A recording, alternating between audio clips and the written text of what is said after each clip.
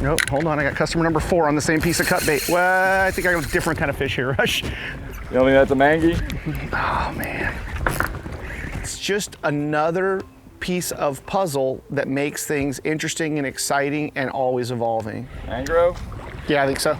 Maybe a better one. Oh, maybe just got Just it. upgraded? No, it's almost like you slammed me into a rock.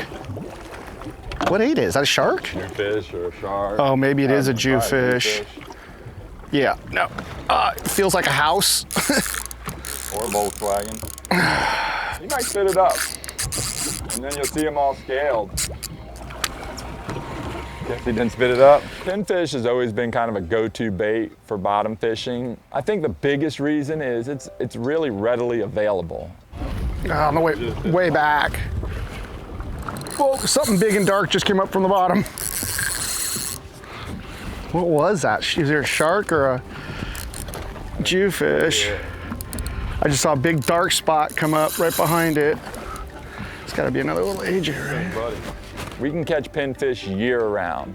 And it's a bait that's really hardy. You know, you can keep them alive in pens really easily. They're low maintenance once they're in the pen. Every species seems to eat them. Perhaps one of the most underrated game fish in the world.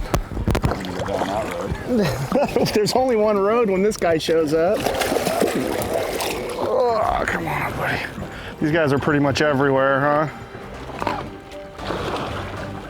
They are cool fish.